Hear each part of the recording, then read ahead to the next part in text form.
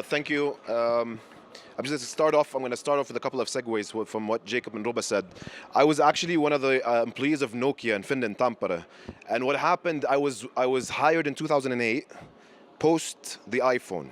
And I was laid off 8 months after. And I saw the whole crumble of the phone industry because of lack of thinking outside of the box in the right time, in the right manner. It's one thing that always drives you to innovate is to see what fails and what works.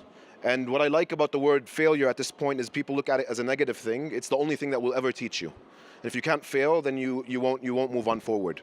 So just talk about a couple of things. So Ruba talked about demand-driven supply. Innovation. So one thing that I want to talk about is, where does innovation come from? A lot of people think it comes on the toilet seat. You'll be sitting there and suddenly an idea just pops into your head. That doesn't really work.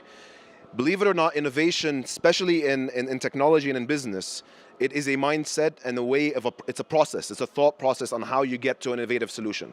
And one thing that when it comes to demand-driven innovation is there's a type of innovation called lead user innovation. And I highly suggest that you guys read about it. So it talks about how do you really innovate through a certain process.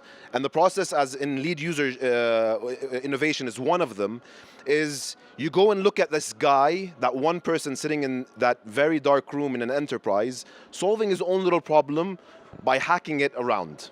And then when you see how he solves it, you would come up with ideas that are innovative enough to make things a lot better. And this is how one way of innovation is. So if you think of it this way, now anyone could actually innovate. If you understand the equations and the concepts and the thought process of how to innovate, then you can actually do it. Moving from there, we want to talk about how do we, who does innovation? How do you take it into a business? And this is the most critical thing. Innovation is very interesting. If you look at it, it's nice, but if you don't have a business drive to it, it's not going to sustain. And I know a lot of people in the room might not agree to a lot of what I'm going to say here, but I always believe in, if innovation turns into a profitable business, it's the only time that you will move people towards the right thing, and especially when you talk about water and energy. And the reason I'm saying this is, in Nestrom, we suffered with getting our technology out to the agricultural industry. The agricultural industry is not really advanced, and to actually push technology in that field is not easy. So the only way to actually come around this is to be smart about how do you place your product in their hand, because now they need it. So if you come to them and say, listen, we're going to start saving water and we want to make Jordan a better place, from a business perspective, he cares less. I'm not making money. But if you come to him and say, look, I can cut your water consumption bill by half, your electric pump bill by 2/3, and you're going to start making a better margin on profit, he's going to start listening. And then you start reducing water consumption and you reduce electrical consumption. And that way, like from that, I would say, if you want to really innovate, drive the business behind it, because a lot of interesting ideas don't see the sunlight, because it only sticks to the fact that it is very interesting to build, but no one's going to really utilize it. If you want to look at it from green energy perspective, solar panels, how do you enable a whole industry behind that, make them more profitable? How do you make them more profitable? You increase their efficiency. How do you increase their efficiency? Provide them supportive tools to make their life a lot better and increase their margins. So it always comes down to the factor where you would say, I'm going to make your life better, but then at the end of the day, the whole collective is going to be a lot better. And this way, people will buy in. But if you come to my door saying that I'm going to make you save water, and water is important, it's a natural resource, but I'm losing money day in, day out as a farmer, I really don't care. I have a bigger problem that you need to solve for me first. So going from that, one thing that I always move on from here is that to be able to convince people to start using this new concept, this out-of-the-box thinking, is not easy.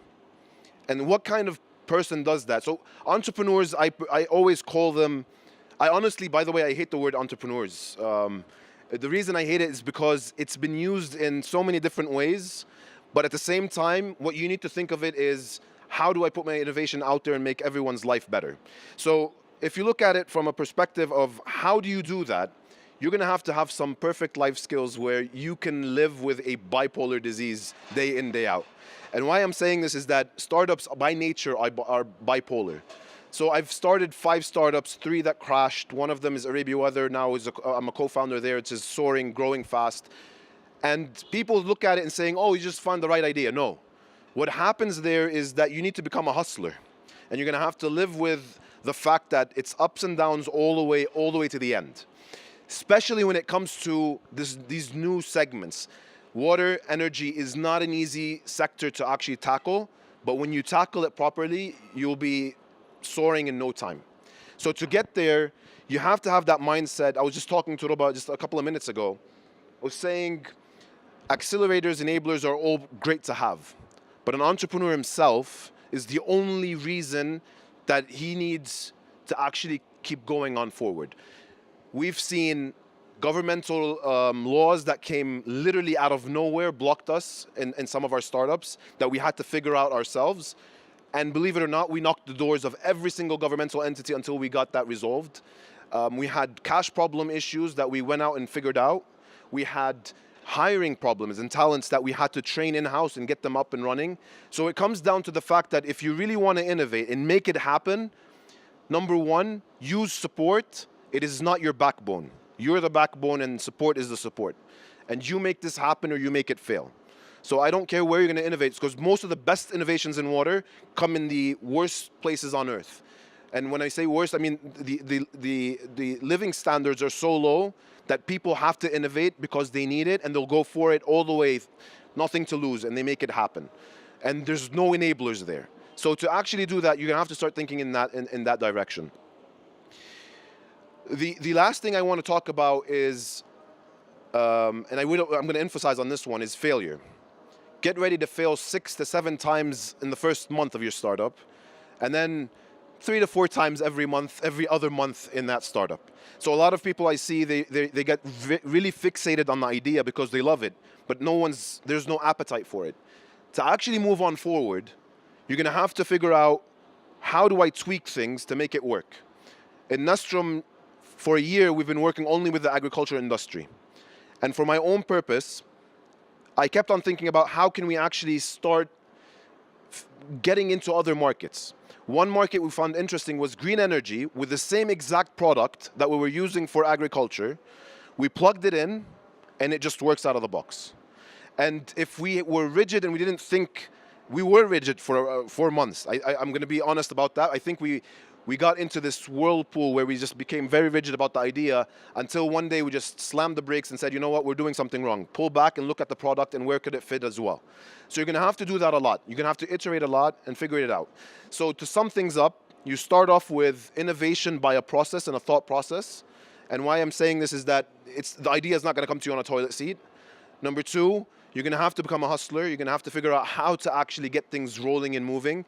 No one's going to make it move for you. Number 3, make it a sustainable business. Grants are amazing to have to help you support you. Accelerators are great, but as well, you're going to have to make this you're going to have to make this a primary business to actually sustain itself and continue growing. On that point, just really fast, Elon Musk's investment in Solar City is a perfect example.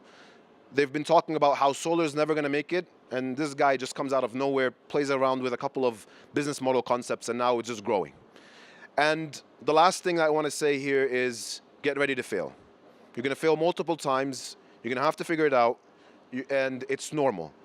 I've almost in every session that or every speech I ever talked about is I always talk about the failure factor. And the reason I always talk about this is that if you don't know how to fail, it's basically the end of it. It's like a boxing match. If you get punched in the face once, it's not the end of the match.